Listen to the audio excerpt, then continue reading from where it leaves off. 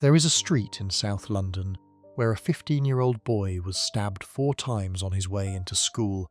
There is a shop in Brixton where a 5-year-old girl was left permanently paralysed by a round fired through the window by a man on a bicycle.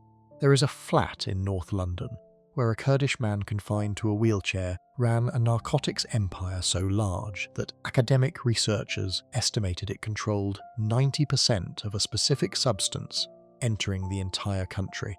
None of these are stories from fiction. Every name, every sentence, every courtroom verdict in this video is real and verified. London has produced some of the most sophisticated, most brutal and most consequential criminal organisations in European history.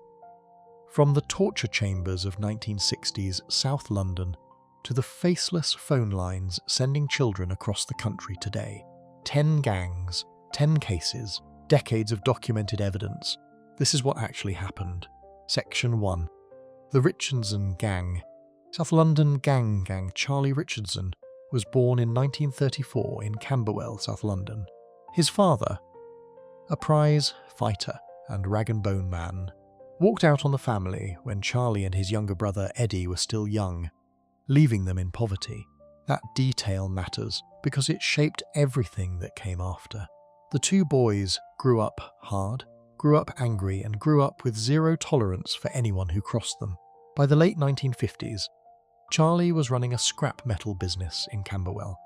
On paper, it was legitimate. In reality, it was the front for one of the most feared criminal operations London had ever seen. Under cover of the scrapyard, the Richardson gang built an empire that reached across South London and beyond. Extortion, fraud, illegal gambling, protection rackets, long-firm fraud where suppliers were conned out of huge amounts of stock, and eventually narcotics. Charlie was the brain, Eddie was the muscle, and their enforcer, Francis Davidson Fraser, better known as Frankie Fraser, was the man you really did not want to see walking through your door. The gang controlled territory stretching across Camberwell, Bermondsey, and Deptford. Businesses across South London paid protection money, and those who refused quickly understood what the consequences were. The Richardsons held what became known as kangaroo courts, mock trials in the scrapyard, where people who had cheated them or owed them money were brought in and judged. The punishments that followed were what gave them the name the press eventually settled on. The Torture Gang. Accounts heard at their 1967 trial described victims being pinned to the floor with 6-inch nails, toes removed with bolt cutters, teeth pulled out with pliers, and electric shocks administered through a field telephone generator, a device brought back from the Korean War by one of their associates. Charlie himself was said to have ordered food during at least one of these sessions, eating while someone was being worked over in front of him. Whether every detail reported was accurate or embellished by witnesses, the jury heard enough across weeks of testimony to reach their verdicts without much debate. What finally brought the whole operation down was not a long police investigation or a tip from inside. It was a shootout in a nightclub in Catford. On the night of March 7th, 1966, Eddie Richardson and Frankie Fraser were at Mr. Smith's nightclub in Rushy Green, Catford. They had an arrangement with the club's owners, protection in exchange for gaming machines on the premises. That evening, members of a rival South London outfit led by Billy Hayward were also in the club. Tension had been building over a personal dispute. By around 3:30 a.m, the situation exploded. A full fight broke out, weapons came out, and shots were fired. When it was over, Cray associate Richard Hart was dead. Eddie Richardson had been shot in the backside. Frankie Fraser had been shot in the hip. Both were taken to Lewisham Hospital under arrest. When police asked them what had happened, they said they knew nothing about any shooting. Charlie Richardson was in South Africa when it all went wrong. He flew back to London and was arrested on July 30, 1966. The same day England won the World Cup. The timing was coincidental, but the newspapers noted it anyway. The arrests of the gang's remaining members followed through July, and the case eventually went to trial at the Old Bailey in April 1967. 8 members of the gang stood in the dock, including both Richardson brothers and Frankie Fraser. The charges included fraud, extortion, false imprisonment, assault, and grievous bodily harm. A procession of witnesses gave evidence. Men who had been on the receiving end of the gang's methods, some of whom required police protection simply to walk into court. Jury members also received protection. Such was the concern about the gang's reach. The verdicts came back guilty across the board. Charlie Richardson was sentenced to 25 years in prison. He was not released until July 1984, having served the bulk of his term. Eddie's sentence at the torture trial added to time he was already serving. He received 15 years. Frankie Fraser received 10 years. The torture trial was front-page news across Britain and destroyed whatever remained of the gang's operational structure. But Eddie's involvement with serious crime did not end there. In 1989, he was convicted again, this time for conspiracy to import narcotics, and received a 25-year sentence. He served 12 years before his release in 2001. Charlie died in September 2012 from blood poisoning following a gallbladder complaint. He was 78. To the end, he insisted the torture stories had been exaggerated. The Richardson gang's territory collapsed when Charlie was arrested in 1966. What followed was significant.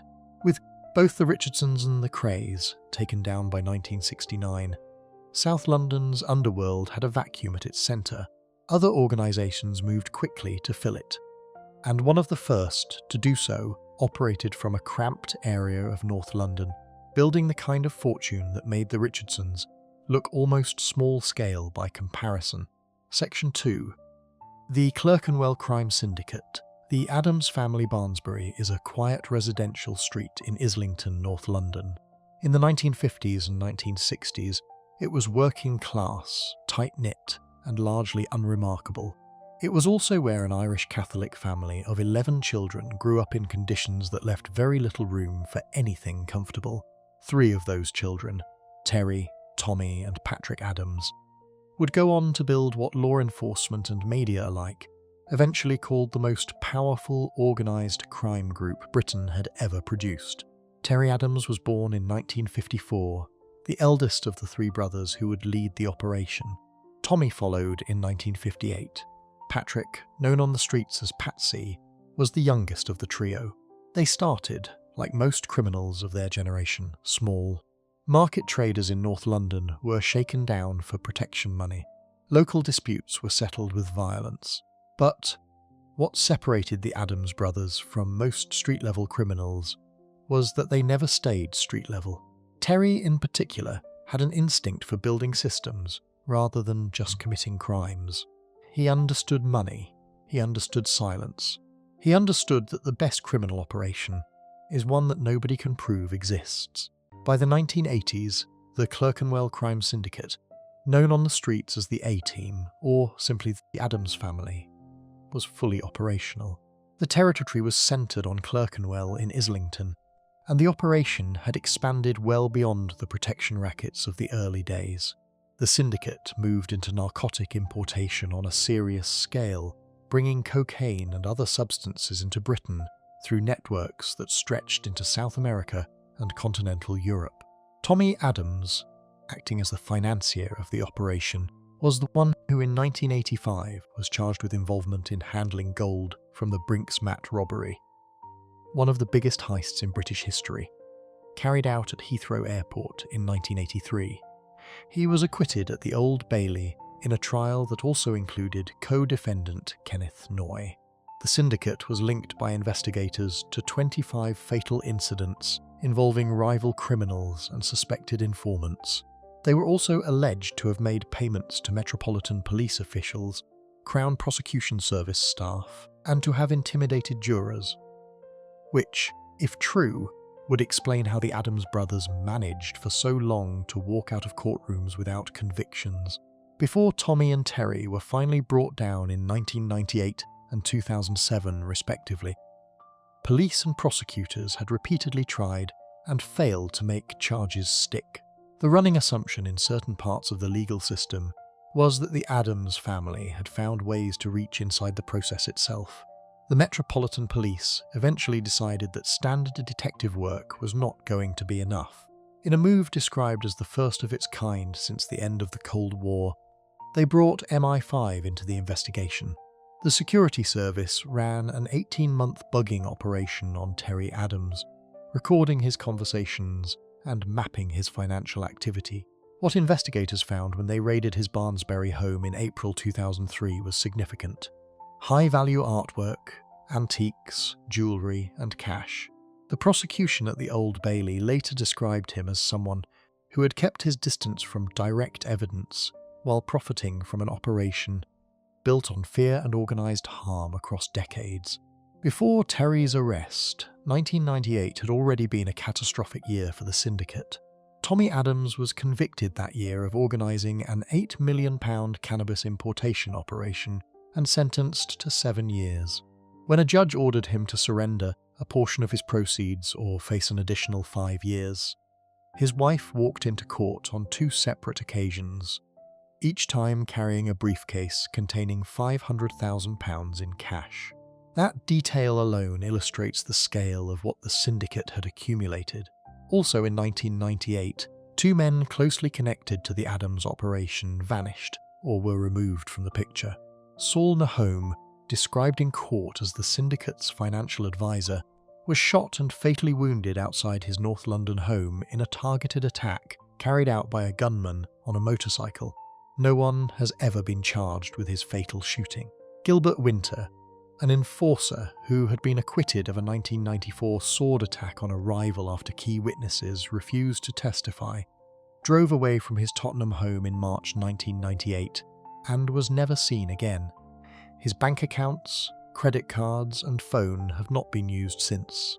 His body has never been found. Terry Adams was convicted in February 2007, admitting a single money laundering charge. He was sentenced to 7 years. He was released in June 2010, but recalled to prison in August 2011 for breaching the conditions of his licence.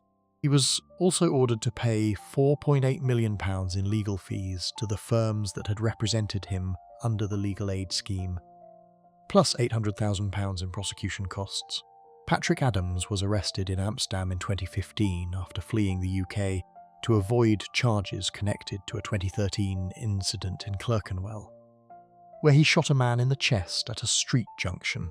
He pleaded guilty and was sentenced to 9 years in December 2016.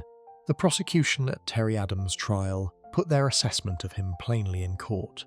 They said he was one of the most feared and respected organised criminals in the country, a man from a family whose name carried weight in the underworld all on its own, and that throughout his career he had maintained careful distance from the specific acts of violence from which he had undoubtedly benefited. The Adams family operated differently from older London criminal dynasties. No photographs with celebrities, no tabloid interviews, no visible flash, just a quiet, methodical accumulation of power, money and silence. Before we move on, if you're enjoying this analysis, please consider subscribing. It helps the channel tremendously. While the Adams operation was building its empire through financial sophistication in North London, a family of 7 brothers from southeast London was doing the same thing on the street level. Through raw force, armed robberies, and a narcotics network that made them, for a period, the dominant criminal outfit in the capital. Section 3. The Arif family. South London's Turkish Cypriot crime dynasty. The Arif family arrived in South London from Cyprus in the 1950s, settling initially in Rotherhithe before putting down roots in the Old Kent Road area. On the surface, they built legitimate businesses, property, pubs, clubs. Underneath, across 2 generations and 7 brothers, they constructed one of the most feared criminal operations Britain has ever produced. By the time the tabloids got around to labelling them, the Irish Daily Mirror in 2004 called them simply Britain's #1 crime family. That reputation did not arrive overnight. Through the 1960s and 1970s, the family was involved in extortion and low-level criminal activity across Bermondsey, the traditional heart of South London's underworld. The real escalation came in the 1980s. when Dennis and Mehmet Arif established themselves as serious armed robbers, targeting Securicore vans across the southeast of England. Metropolitan Police detectives eventually set up a dedicated task force specifically to investigate the family. A recognition that this was not an ordinary street operation. A veteran officer who spent years on the case described them as one of the most formidable groups of criminals London had ever seen. Bekir Arif, known throughout the underworld as the Duke, was the eldest of the 7 brothers, and the most criminally active across the longest period. His first major conviction came in 1977, when he received a prison sentence for his role in an armed robbery, during which a security guard was fatally shot. He served his time and came out. The family operation continued to grow. The moment that brought the Arif name into every London newspaper simultaneously came on a cold November morning in 1990. Dennis and Mehmet Arif, wearing boiler suits and Ronald Reagan masks, led a crew targeting a Securicore van carrying approximately £1 million in cash in Woodhatch, near Reigate in Surrey. The van driver had stopped for a coffee break near Reigate.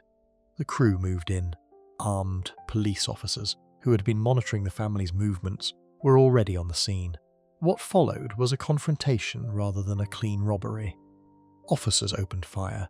Kenny Baker, a London criminal who was part of the crew, was shot dead as he raised a sawn-off shotgun toward officers. Mehmet Arif was shot but survived.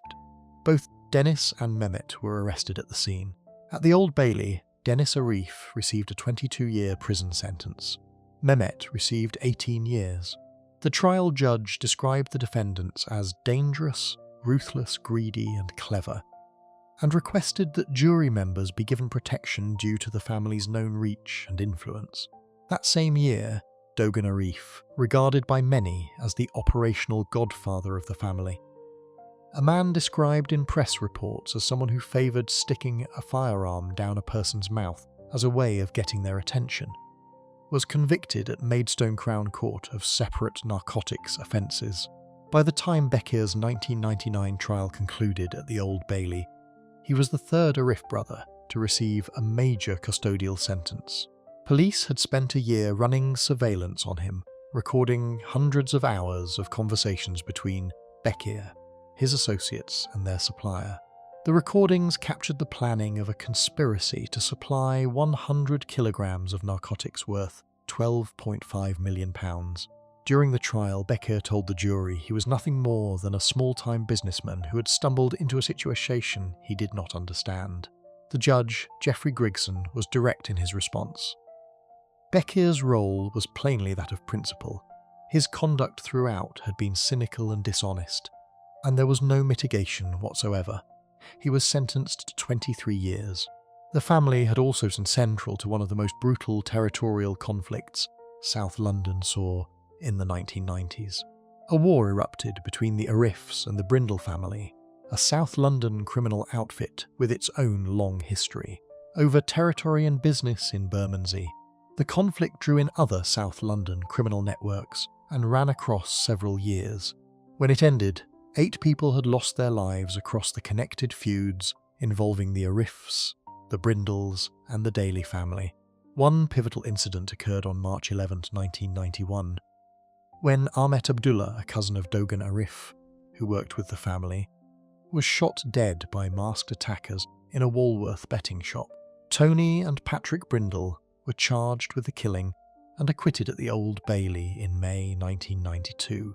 Less than 5 months before that acquittal, David Brindle had been shot dead in the Bell pub on East Street in Walworth, with an innocent bystander, Stanley Silk, also fatally shot in the same attack. Bekir's sentence should have been the final chapter. It was not. While inside, he was found to be continuing to manage criminal operations using smuggled phones and couriers. In 2011, he received an additional 8-year sentence for his role in a large counterfeit currency operation. Then in 2015, police raided a caravan in Somerset and found 48 kilograms of high-grade stimulants worth up to £1.5 million. The trail led back to Bekir. In 2016, at the age of 62, and having already spent enormous portions of his adult life imprisoned, he was sentenced to 11.5 years for conspiring to supply stimulants and for breaching a serious crime prevention order. By 2016, the Arif were widely considered a spent force in terms of active control over South London territory. The long sentences, handed to key brothers across the 1990s and 2000s, had stripped the organisation of its leadership, one conviction at a time. But the family had roots in London going back 60 years, and the Turkish and Cypriot connections they had built into the narcotics supply chain, particularly in heroin routes from Turkey into Western Europe, were structural advantages that outlasted any individual prison term.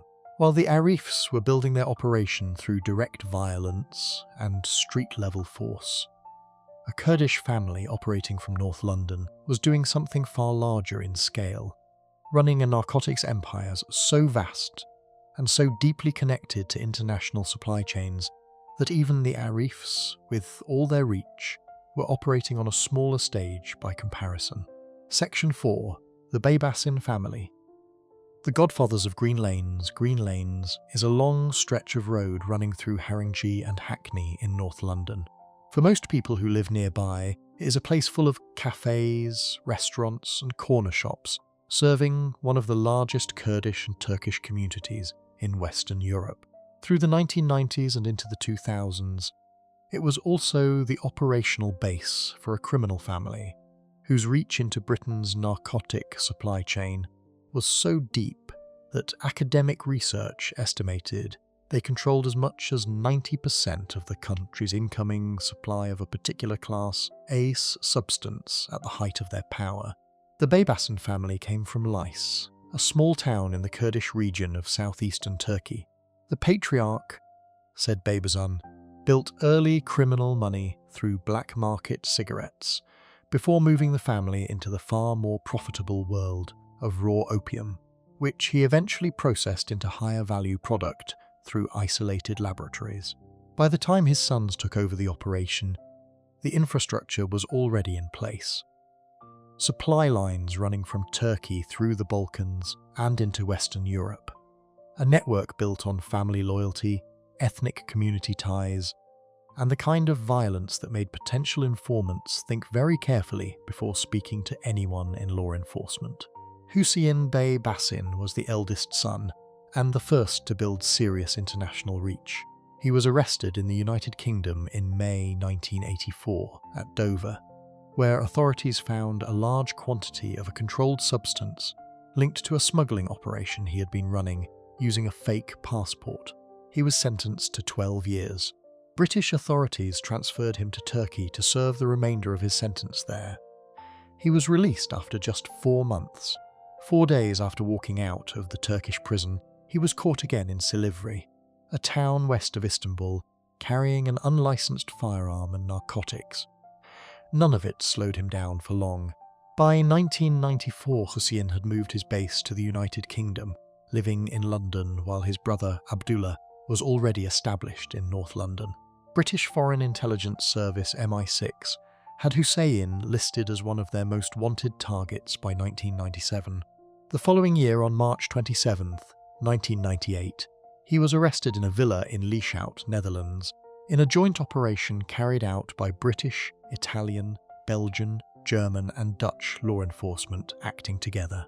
He was convicted in the Netherlands in 2002 and sentenced to life imprisonment. He remains in New Vossenveld prison in the Netherlands to this day. That left Abdullah. Abdullah Baybasin arrived in London in 1997 claiming asylum. He had been left unable to walk after a shooting in Amsterdam, carried out by rivals.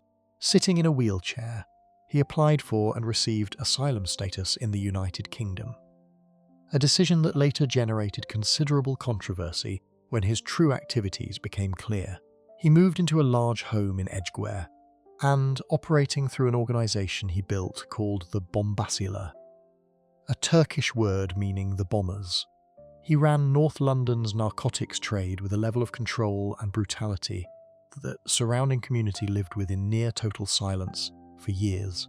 The Bombasila were made up predominantly of young Kurdish men from the same diaspora communities that stretched across Haringey and Hackney. Their methods were straightforward and extremely violent. In one documented incident, 20 members of the group entered a Turkish-owned cafe in Hackney armed with samurai swords, metal bars, pool cues, and at least one firearm. One person in the cafe had a finger severed, another had his ribs broken. Shots were fired. The message sent was not subtle. Businesses across North London's Turkish and Kurdish community paid a regular tax to the Bay Basin operation. Those who refused or delayed payment received petrol bombs through their windows. People traffickers moving individuals through North London were charged £1,000 per person for the right to operate. The organisation functioned less like a criminal gang and more like an unauthorised government, one with its own enforcement arm, its own taxation system, and its own rules about who could operate what and where. The event that eventually broke the operation open came in 2002. A street fight broke out outside the Dostler Social Club, a cafe on Green Lanes owned by one of Abdullah's relatives. The brawl involved more than 40 people on both sides, armed with bats, blades, and firearms.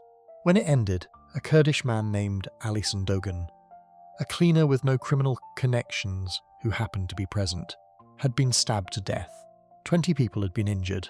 The scale of the violence was impossible to ignore, and Metropolitan Police surveillance on Abdullah intensified immediately.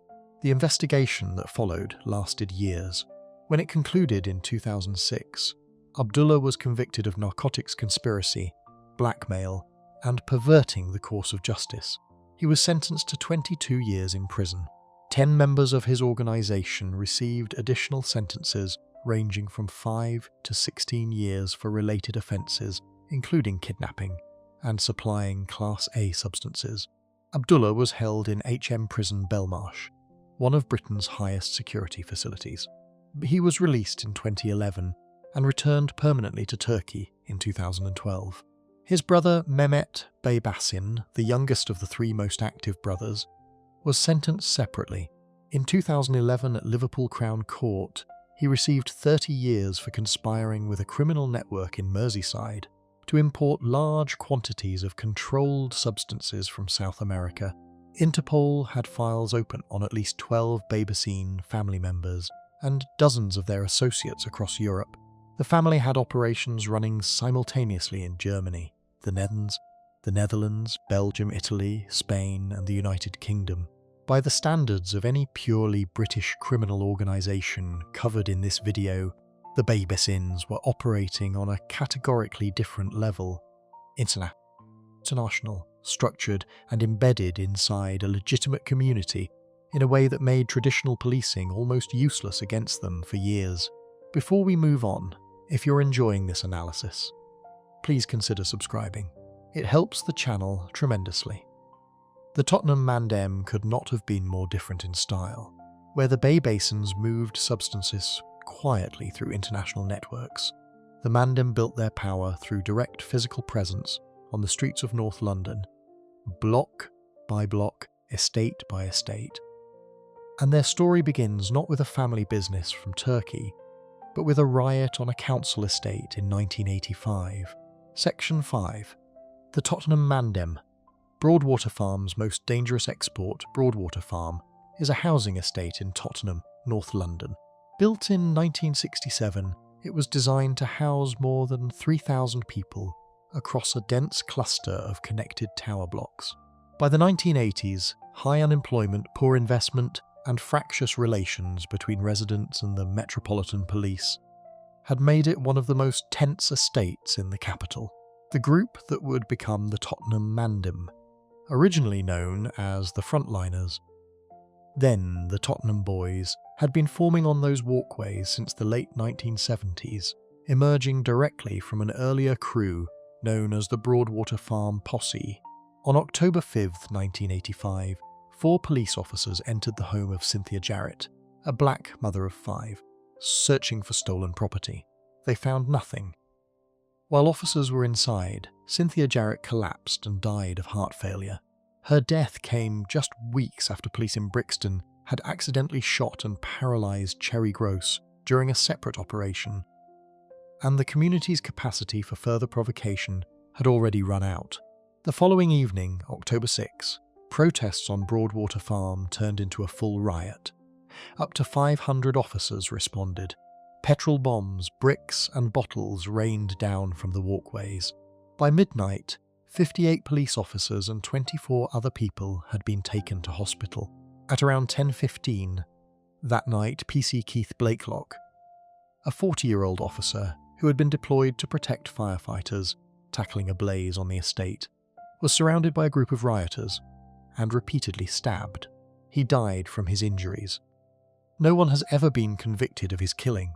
3 men, including Winston Silcott, were initially convicted, but all 3 convictions were overturned on appeal after it emerged that police interview records had been falsified.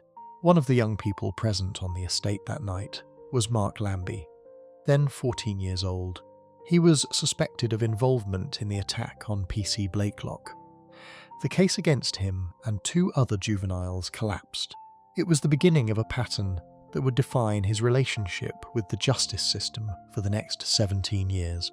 Lambie grew up on the estate and rose to lead the Tottenham Mandem through the 1990s. He became known across North London by several names: the Devil Man, the Obeah Man, the Prince of Darkness. The supernatural reputation came partly from the fact that he had survived gunshot attempts on 2 separate occasions, in 1996 and 1997, and walked away from both. In communities where such things carry weight, surviving twice built a mythology around him that made ordinary intimidation unnecessary. People genuinely believed he could not be harmed. In 1991, Lambie received a 3.5-year sentence for involvement in a gang-related shooting, though this was reduced on appeal. Operation Trident, the Metropolitan Police Unit, set up in 1998 to tackle firearms offences in the capital, placed Lambie at the very top of their wanted list. The difficulty was finding him. Police discovered he was living in South London rather than North London, using false names including Paul Gordon, and operating in ways that made surveillance extremely difficult to establish. The case that finally put Lambie in prison came from an incident on April 9, 2001. He and his associate Anthony Bourne lured 2 men, Twain Morris, 24, and Gregory Smith, 22, to Broadwater Farm, telling them there was cash and controlled substances available. When the 2 men arrived, they were surrounded by approximately 15 gang members, all armed. They were taken into a flat and subjected to a sustained assault involving a red-hot iron, boiling water poured over them, and a hammer. Gregory Smith eventually managed to escape and ran directly to a police station. Twain Morris also got out, throwing himself onto the bonnet of a passing police vehicle. The 2 victims testified against Lambie at the Old Bailey. Judge Martin Stevens sentenced Lambie and Bourne to 12 years each in May 2002. Gang members Warren Leader and Francis Osey received 11 years and 9 years respectively. Twain Morris, placed in a police safe house after the trial, left the protected address a month later and was shot 3 times. He survived. At its peak in the 1990s, the Tottenham Mandem had an estimated 100 members and controlled substantial portions of the Class A supply chain across North London. The gang had built alliances with crews in Wembley, Harlesden, Edmonton and South London, creating a network that gave them reach well beyond Tottenham's N15 and N17 postal districts. By the late 2000s, Operation Dibbree, a covert Metropolitan Police investigation that had been running since November 2008, identified approximately 48 core individuals connected to the organisation, described in internal police documents as among the most dangerous active criminals in Europe, linked to 10 shootings and 2 fatal incidents. Mark Duggan, 29, was named in Operation Dibbree Intelligence as a senior figure connected to a TMD offshoot called the Star Gang. On August 4, 2011, he was shot and fatally wounded by armed police on Ferry Lane in Tottenham. After officers intercepted the minicab he was travelling in, a handgun was found nearby. His criminal record at the time of his death included one minor narcotics possession offence and one conviction for handling stolen goods. His fatal shooting triggered riots that began in Tottenham that evening and spread across London, and then to cities across England over the following days. The most widespread civil disturbance Britain had seen in a generation. The Tottenham Mandem itself did not survive the 2000s intact. Lambie's imprisonment removed its most prominent leader, and the organisation fragmented into smaller crews tied to specific estates. The Northumberland Park Killers, the Tiverton Mandem, the Chestnut Estate crew. Each took a piece of the territory and kept operating independently. South London was building its own parallel story at exactly the same time. On the council estates of Peckham, a crew had been forming since the 1980s that would become just as deeply embedded in the borough's streets, and just as difficult for police to dismantle. Section 6. The Peckham Boys, SE15's most feared street gang Peckham, sits in the London borough of Southwark, roughly 4 miles south of the Thames. For most of its history, it has been one of the more deprived parts of inner South London. High unemployment, overcrowded council estates, limited opportunity. The Peckham Boys grew out of those conditions across the late 1980s and 1990s, assembling initially from young men who shared the same streets, the same schools, and the same postcodes. Their territory was centred on the SE15 postal code, and they associated themselves so strongly with the colour black that they referred to the entire borough of Southwark as the Black Borough. Their primary and most sustained conflict was with the Ghetto Boys, a gang based on the Woodpecker Estate and Pepys Estate in New Cross and Deptford, roughly 2 miles west. By the mid-2000s, that rivalry had been running for approximately 20 years, passed from one generation of members to the next, with the consistency of something structural rather than personal. Both groups competed for control of the same local drug markets. Crack cocaine was the primary commodity, and the violence that came from that competition was frequent and indiscriminate enough that innocent people regularly ended up in the middle of it. The most visible demonstration of that indiscriminate violence came on September 17, 2006. A group of approximately 30 Peckham Boys members travelled from Peckham to the Woodpecker Estate in New Cross on bicycles. They were looking for Ghetto Boys members. They found a man who had nothing to do with the Ghetto Boys and stabbed and shot him to death on the estate, having mistaken him for a rival. The same night, another man was chased through Deptford by 30 to 40 youths and stabbed but survived. The 2006 murder on the Woodpecker Estate remained unsolved as of 2010. 2 years later, in October 2008, an exchange of fire between a Peckham Boys member and a Ghetto Boys member in New Cross resulted in a stray round hitting Magda Pniewska, a 26-year-old Polish care worker who happened to be in the wrong place at the wrong moment. She was struck in the head and did not survive.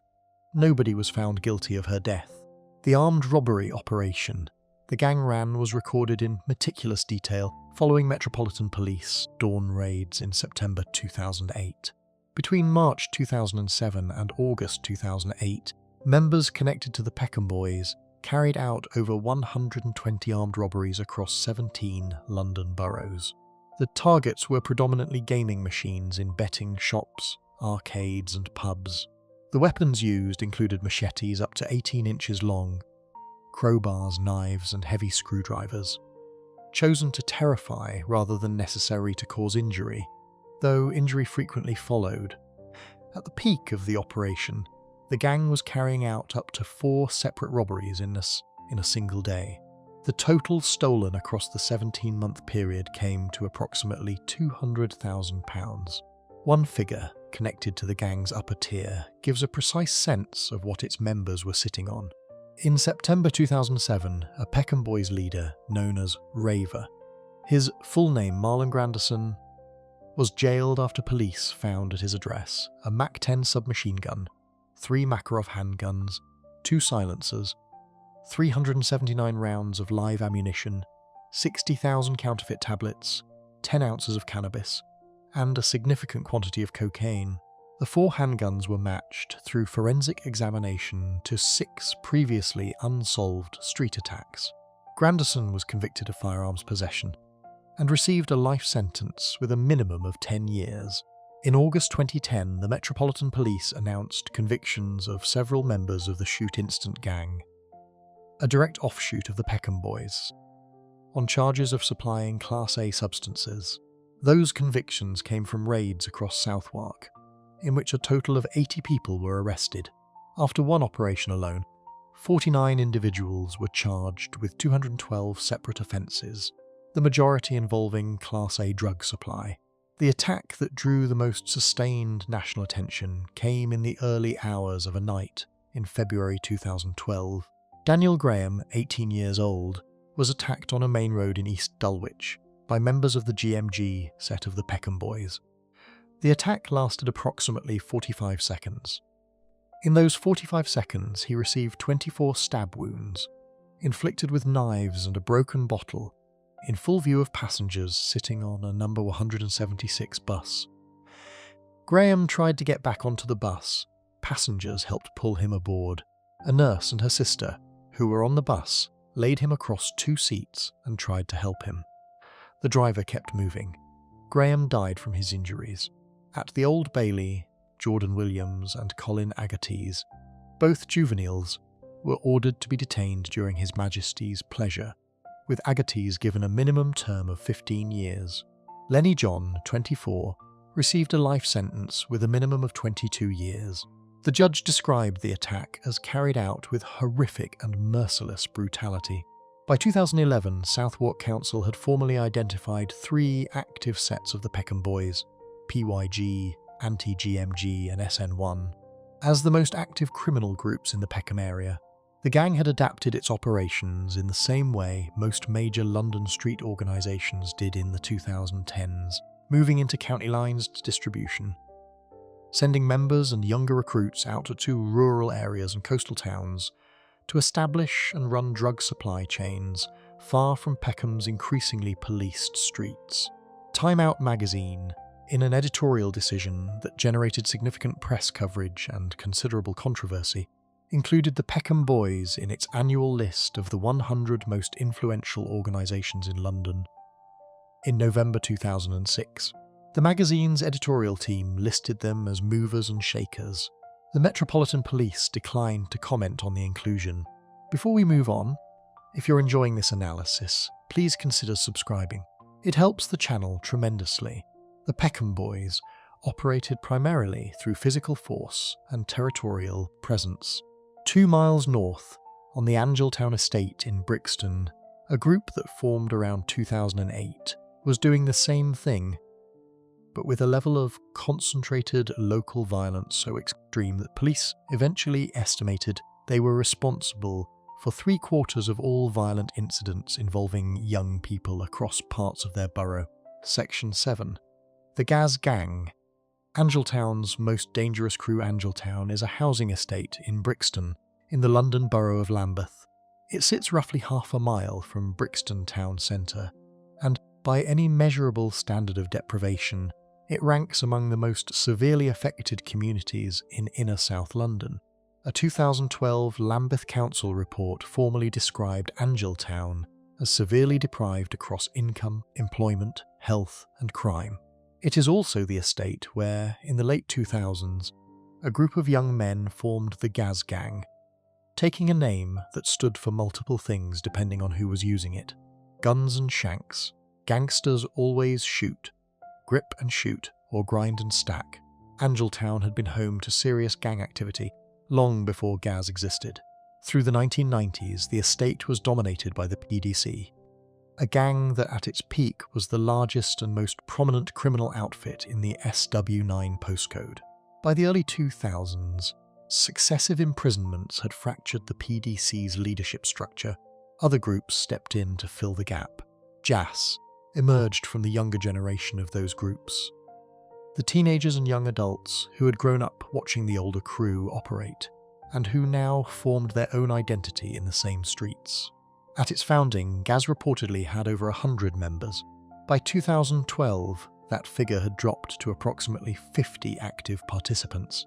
Their territory ran across the Angel Town estate itself, stretching along Brixton Road towards Stockwell, parts of Myatt's Field, and the Loughborough Junction area.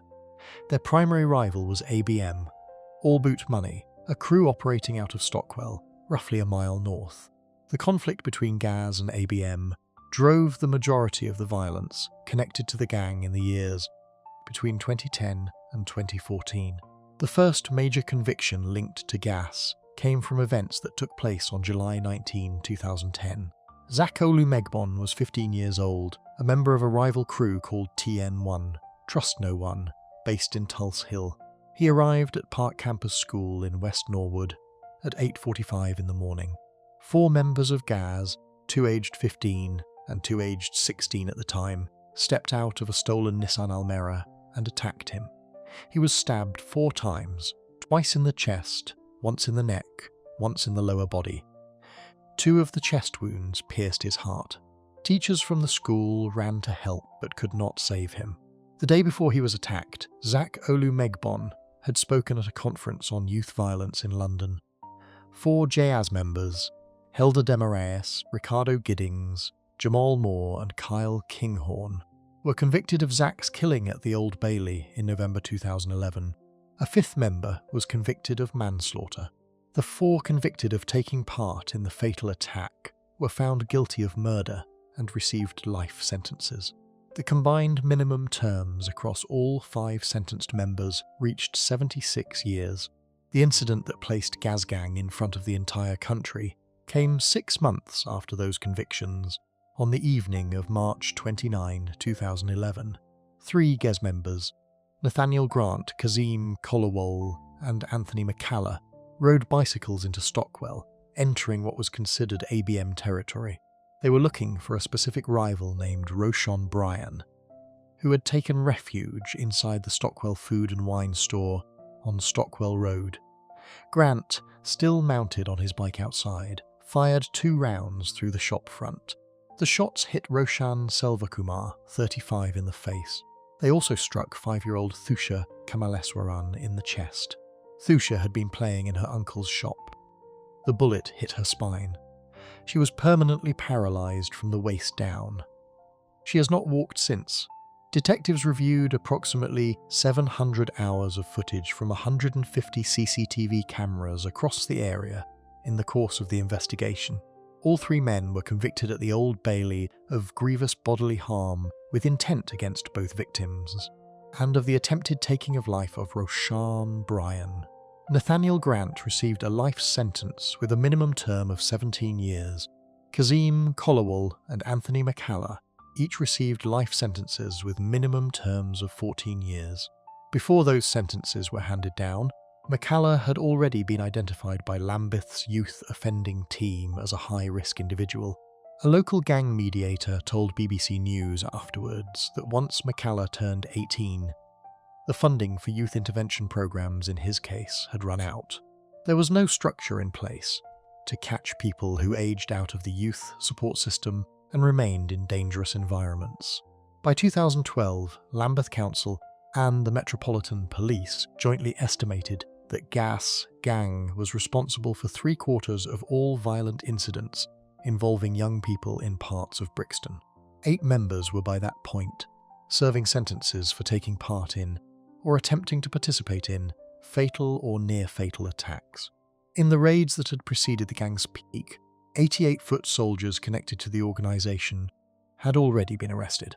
Then, on January 30, 2014, came the operation that was specifically aimed at ending what remained of the gang's leadership structure.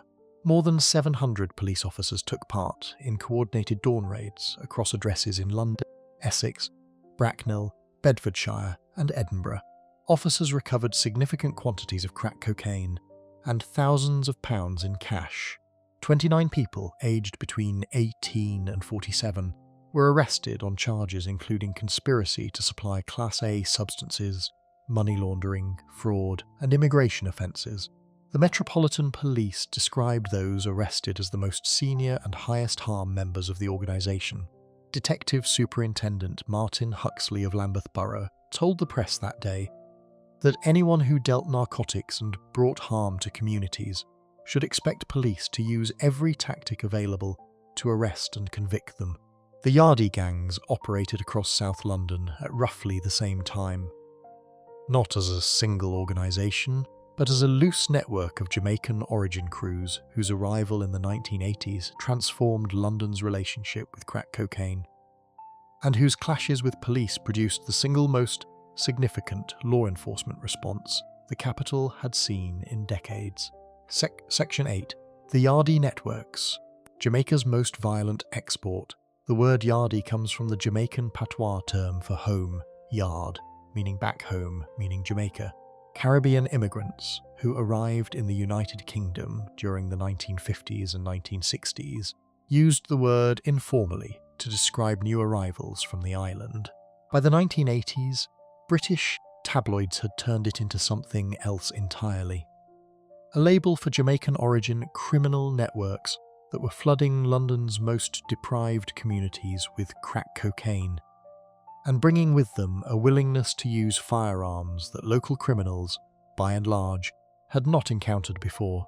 The roots of what became Yardie gang culture in London go back to the political violence of Kingston, Jamaica, in the 1970s and early 1980s. During the 1980 Jamaican general election, rival political factions backed by outside interests turned garrison communities in West Kingston into battlegrounds. Hundreds of people were killed.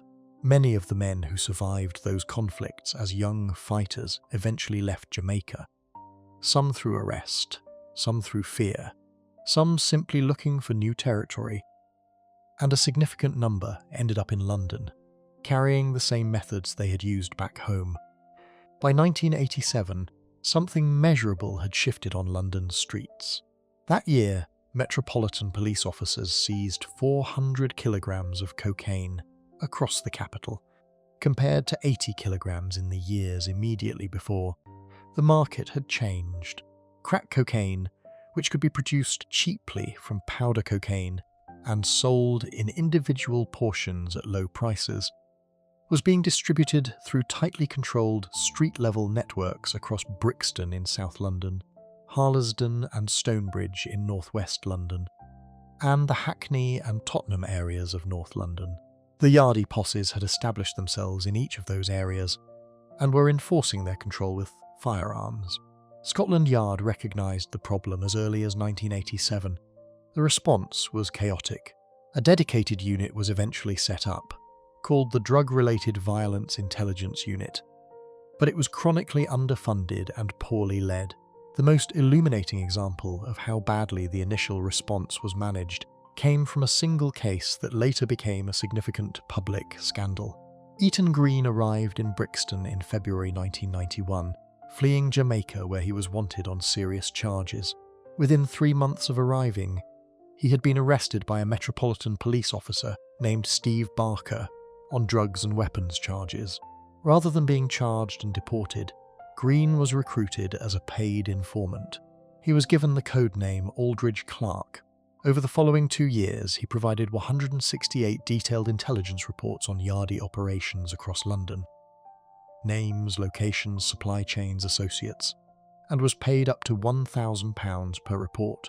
While producing those reports, Green continued dealing crack cocaine, carrying an unlicensed firearm on London's streets, and committing armed robberies. Scotland Yard knew and allowed it to continue. In July 1993, detectives from Nottingham arrested Green for the armed robbery of 150 people at a party in that city. His Metropolitan Police handler tried to prevent the prosecution from proceeding. The Director of Public Prosecutions and the Attorney General personally intervened to ensure the trial went ahead. Green was convicted and sent to prison. After serving 6 years, he was deported to Jamaica in 1997. A Hampshire police report published in 1999 confirmed the full scale of how the Metropolitan Police had protected him while he continued committing serious offences on London's streets. By the time that scandal was being examined, London was in the middle of a fresh wave of firearms incidents connected to Yardie networks.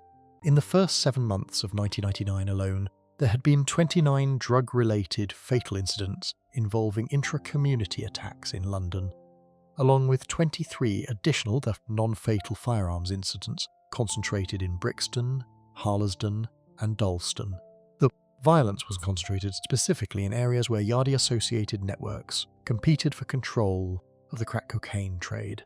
The Metropolitan Police response this time was more structured. Operation Trident was set up in March 1998, following a series of firearms incidents in the London boroughs of Lambeth and Brent. The principle was straightforward. Gun crime in those communities was not being investigated effectively because witnesses were terrified of coming forward. And relations between the police and black communities in London, already severely damaged by the Stephen Lawrence case and the findings of the Macpherson report, made cooperation almost impossible. Trident was designed to bridge that gap with a dedicated unit, specialist resources, and a focus on building enough community trust that information could actually flow. The operation was extended across all of London a year after its launch. In 2004 it expanded further, taking on responsibility for all non-fatal firearms incidents across the capital. By 2008 it was responsible for investigating all shooting incidents in London, regardless of the communities involved. Gun-related fatalities in the communities Trident originally focused on dropped significantly across the 2000s, from 14 in 2011 to 5 in the following year, according to police assessments. In February 2012, Trident was restructured again into the Trident Gang Crime Command, widening its remit to cover all gang-related violent offending across the capital rather than retaining its original specific focus. The Yardie networks themselves did not operate as a single organised hierarchy. They were loose, overlapping sets of individuals and small crews connected by Jamaican origin, shared territory, and mutual economic interest in the drug trade. Individual posses, the Shower Posse, the Spangler Posse, the Rapid Posse, and others, had connections in London, but the UK operations were never as structurally coherent as the organisations they had built in New York and Miami through the 1980s.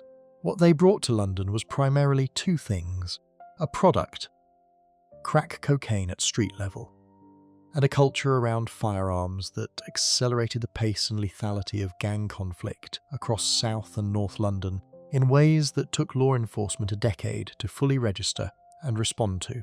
Before we move on, if you're enjoying this analysis, please consider subscribing. It helps the channel tremendously. County Lines took everything that the Yardie model had built: a product, a supply chain, a willingness to use young people as expendable labour, and turned it into something far more systematic, stretching from London's estates to towns and cities hundreds of miles away that had never seen this kind of organised narcotics operation before. Section 9, the Northumberland Park Killers Tottenham's most violent offshoot. When the Tottenham Mandem fragmented in the early 2000s following the imprisonment of key figures and the loss of its centralised structure, the territory it had controlled did not simply go quiet. It broke into smaller crews tied to specific estates and postcodes across Tottenham's N15 and N17 postal districts.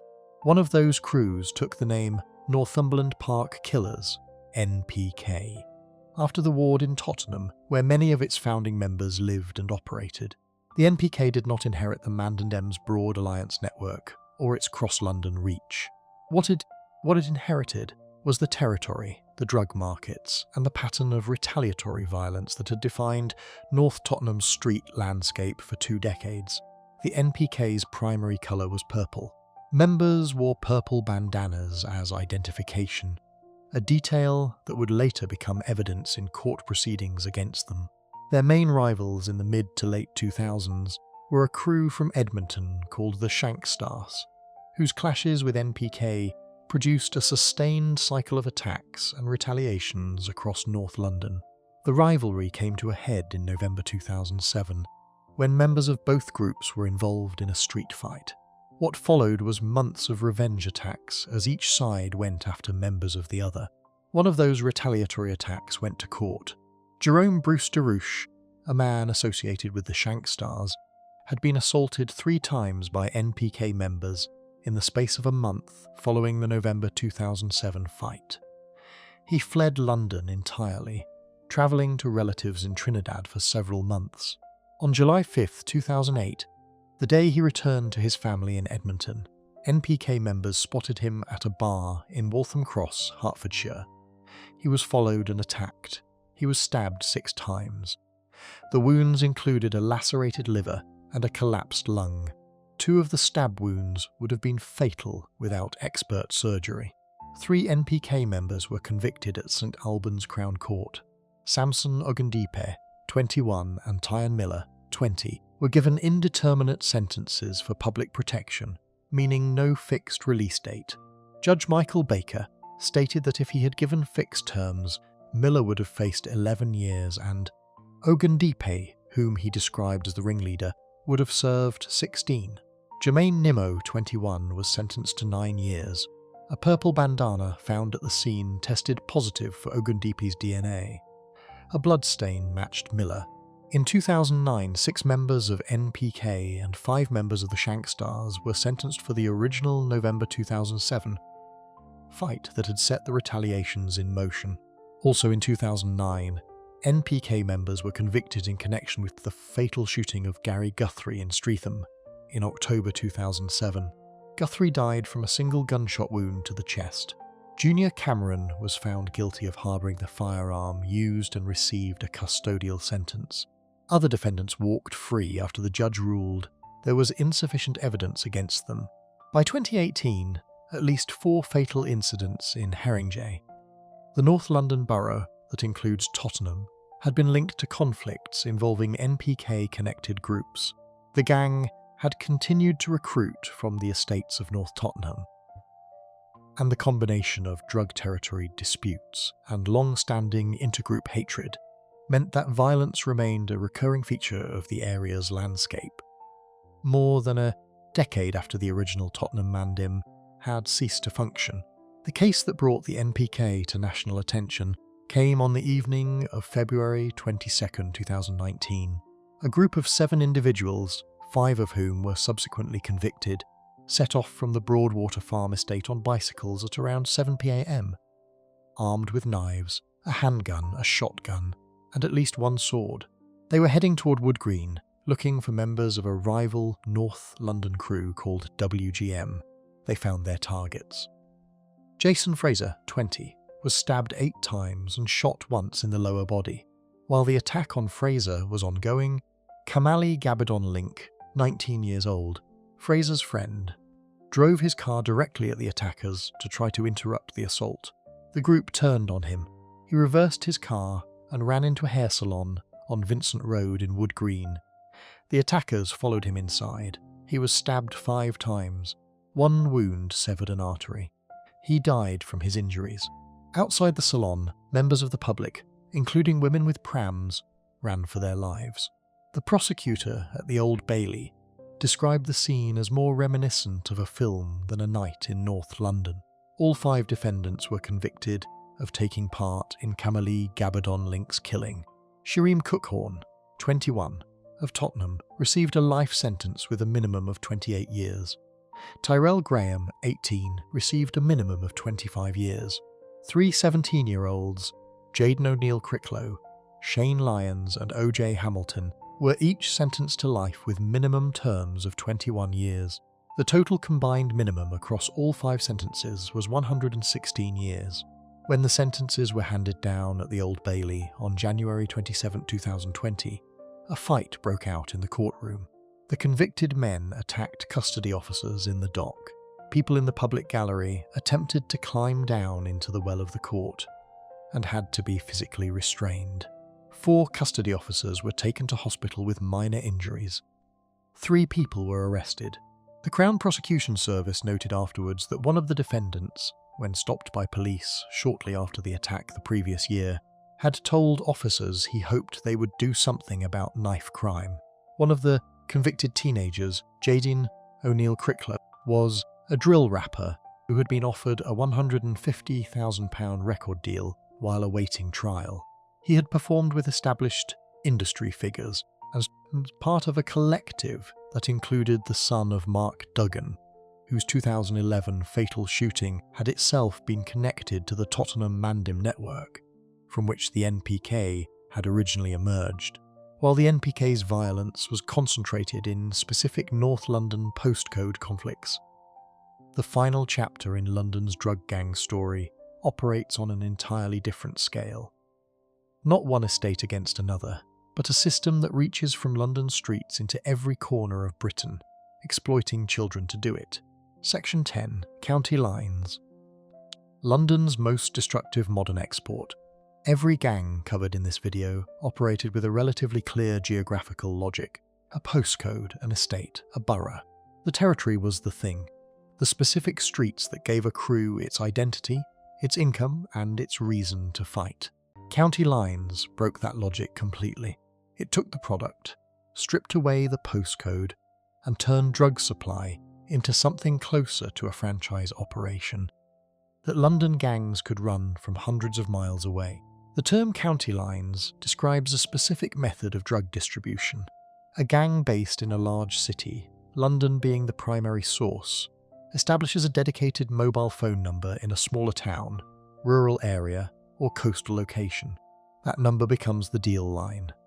Customers in the new location call or text it to place orders. The gang then sends runners, usually young people, often children, to fulfill those orders at street level. The people who control the phone rarely appear in the locations themselves. The people taking the risk, making the deliveries, and absorbing the danger are the ones furthest from the profit. The National Crime Agency first identified county lines as an emerging pattern in 2015.